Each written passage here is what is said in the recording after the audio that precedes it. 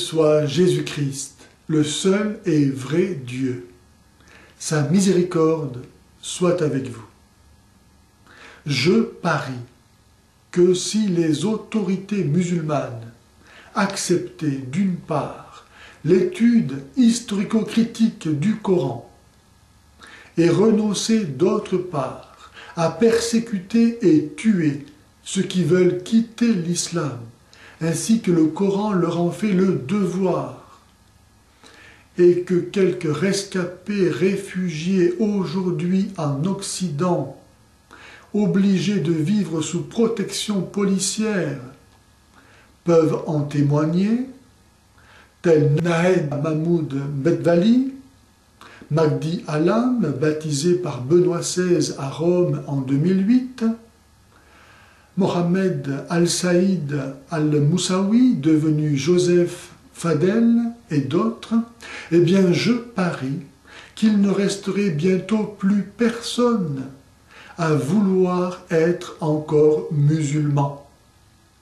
Tant il est vrai que si les musulmans connaissaient la vérité au sujet de l'islam, ils le quitteraient sur le champ.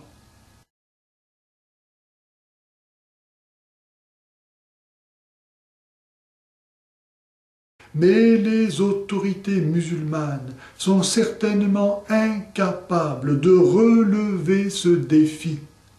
Et cela pour plusieurs raisons. La première est qu'il n'y a pas en islam d'autorité capable d'impliquer l'islam en tant que tel. À la différence de Jésus, qui a confié son autorité à Pierre, le premier pape, en sorte que ce que le pape lie ou délie sur la terre est lié ou délié au ciel, Mahomet n'a confié son autorité à personne. D'où les guerres intestines et incessantes pour le contrôle de l'Oumma et les assassinats à répétition de califes.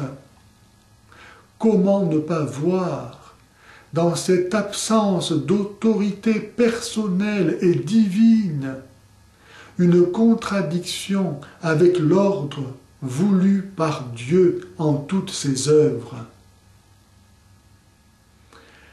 La deuxième raison est que les portes de l'ijtihad, c'est-à-dire de la réflexion philosophique, ont été fermées par le calife Al-Hakam au XIe siècle.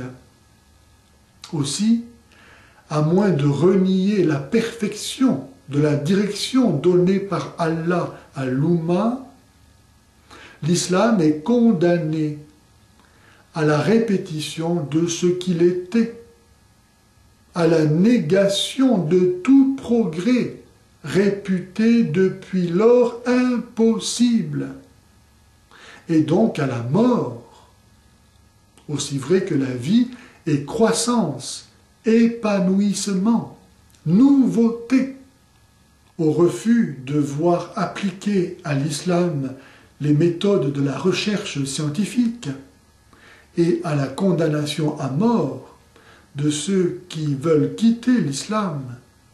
On peut encore ajouter comme moyen pour garder les âmes prisonnières de l'islam le fait que l'islam flatte les passions et les bas instincts par la paresse, en faisant croire que tout dépend d'Allah, par la convoitise des biens d'autrui, donnés comme butin par Allah, par la luxure ici-bas et dans l'éternité, par la justification de la violence et de la haine, par l'exploitation et le racket des non-musulmans, et même leur réduction à l'esclavage.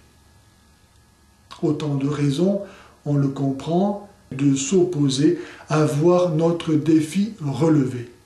Bref, pourquoi les autorités musulmanes refusent-elles de répudier ignorance et terreur, choses indignes de l'homme,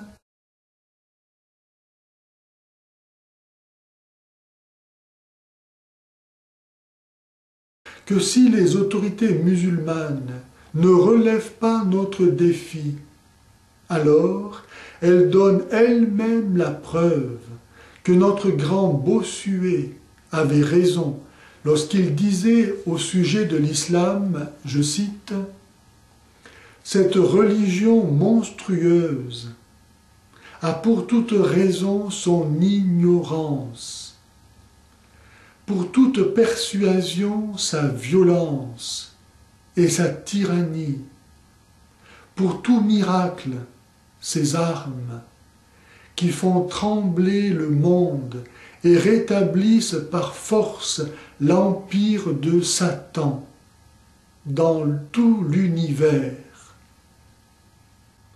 Si les gens savaient qu'ils vont en enfer, ils changeraient de vie.